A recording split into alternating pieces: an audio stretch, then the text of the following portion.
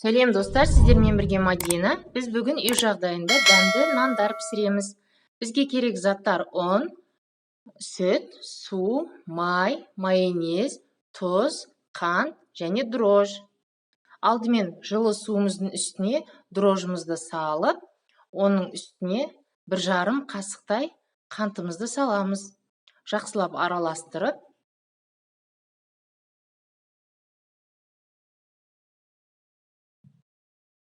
бөлек қойып қоямыз. Енді ыдысымызға жылы сүтімізді құйып, оның үстіне тұзымызды, қантымызды салып, жақсылап араластырамыз, себебі қантымыз бен тұзымыз еру керек. Енді үстіне майымызды құйып, майонезімізді саламыз. Егер сіз майонезді салмасаңыз, орнына қаймақ қолдансаңыз болады, майонездің орнына, қалауыңызға байланысты. Енді дайын болған дрожжымызды құямыз. Дрожжымыз міндетті түрде балғын болу керек.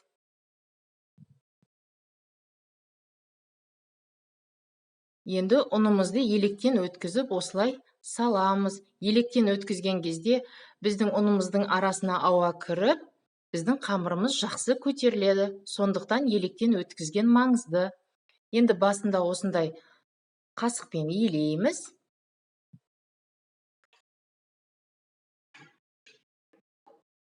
Қамырымыз жұмсақ болу үшін осындай қасықпен илеген маңызды.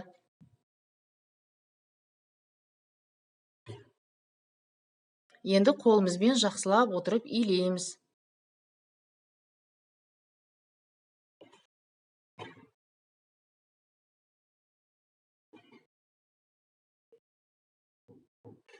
Мінекей біздің қамырымыз дайын. Қатты емес, қатты жұмсақ емес, орташа осындай қамыр бізде дайын болды.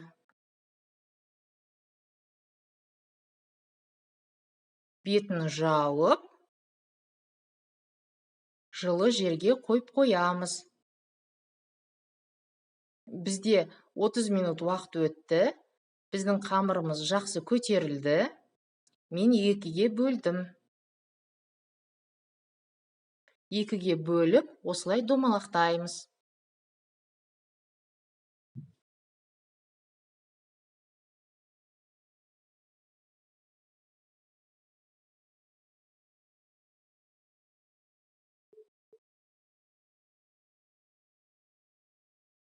Енді біз нанның формасын шығару үшін осылай домалақтың ортасынан бастап осылай басып шығамыз. Шеттерінің барлығы осындай қалың болып тұру керек. Ортасынан бастап осылай басып жаямыз қолымызбен. Мінекей видеодағыдай жасаймыз осылай. Енді листтің үстіне пергамент қағазын төсеп, әйтпесе үстін майлап алып, осындай біздің нандарымызды саламыз. Салғасында осылай шеттерін басып шығамыз.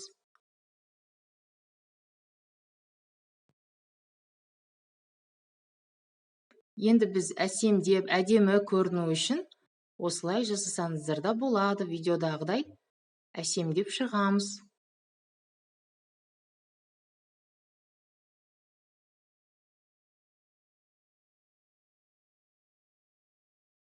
Мен осындай тікешті қолдандым. Егер сізде бұндай құрал болмаса, шанышқымен жасасаңыз болады.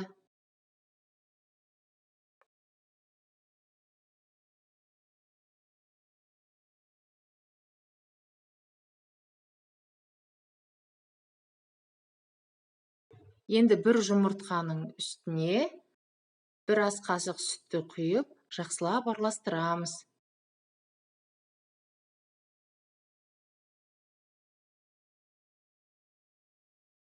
Неке осылай тегіс қылып, енді жағып шығамыз.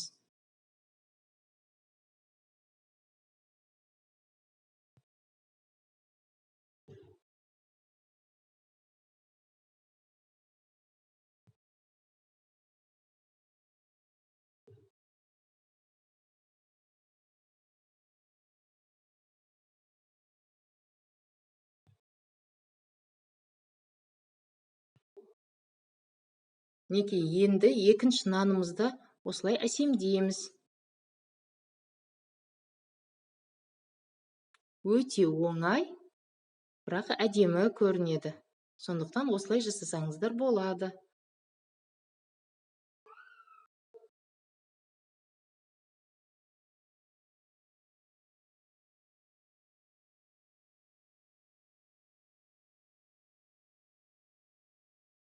Тағы тындырып 15-20 минутқа қойып қоямыз. Мінекей. Енді 180-200 градуста пешімізді қыздырып пісіреміз. Мінекей, біздің нандарымыз дайын. Қараңыздаршы, қып-қызыл, асты да үсті де бір келкі болып піскен. Қандай керемет.